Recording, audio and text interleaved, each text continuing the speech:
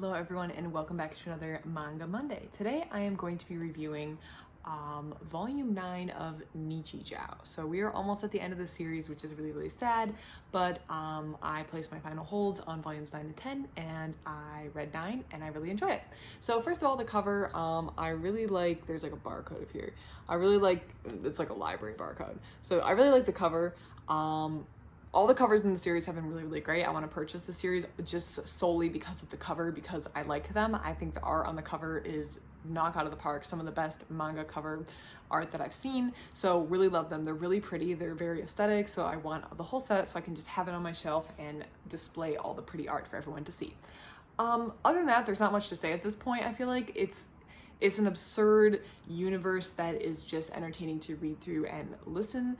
Well, not listen, read through and enjoy and experience. So yeah, if you've enjoyed volumes 1 through 8, you're probably going to enjoy 9. If you did not enjoy volumes 1 through 8, I'm not entirely sure why you're still reading this series, because it's probably not going to change. The author has a very distinct style of humor and writing, and it's probably not going to change at volume 9 all of a sudden to fit. So maybe find a different manga series that's a little more to your speed. I have really enjoyed this, and at this point in the series, I'm one, sad that it's ending, but two, also excited because the author Keiichi Arawi has a number of other series that I want to read, so I will be placing holds on those next because I'm really excited to see where his work goes. I really enjoy his style of humor, his art style, and yeah, I think his humor matches mine. I feel like that's a thing with humor. You're looking for people whose sense of humor matches yours. What other people think is funny, I don't find funny at all, but then some things other people don't find funny at all, I don't find funny at all. So you just kind of have to find a humor style that matches yours, and I feel like this author found it.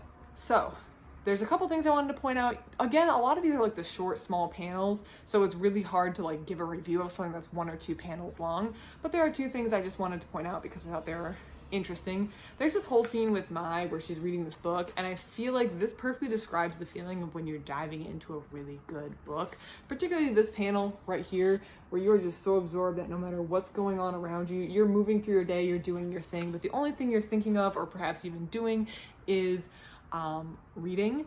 So I experience this not only in the physical books, but also sometimes I will walk on trails, and I'll walk on like the same trails because they're just convenient, or it's like a good spot for me to get some quick exercise and I know it.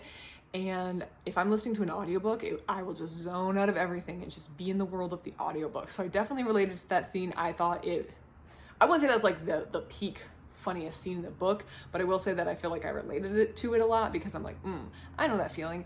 I love reading and I get really absorbed in my books sometimes. So I really liked that scene and I related to it. The next thing that I liked was this part in the back where the author took some time to call out some minor characters that had appeared earlier and kind of discuss them, which this isn't part of the main story, but it's just kind of like a flap in the back after the end of the story that I really liked.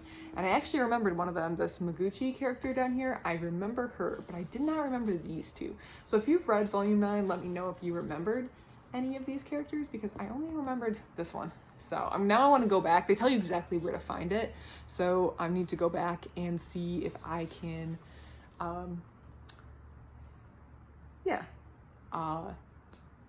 find these characters again. I really like this. It was just kind of like a fun throwback to get a little more information on some minor characters that, yeah, this late in the series you're probably not going to see again, but were interesting while they were there for their short little interludes.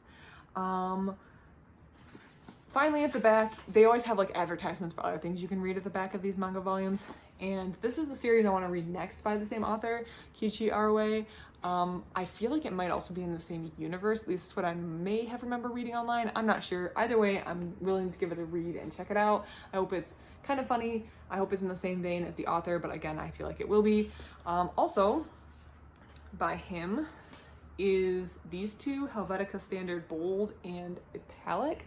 And this is, what does it say? A deep dive into the artistic and creative world of Keiichi Arawi. It is part comic, part diary, part art, and part design book. So I plan on getting my hands on these. Again, my library doesn't have these or anything in the City series. I've already looked, so I'm gonna have to place a hold, but I've just really been enjoying his work.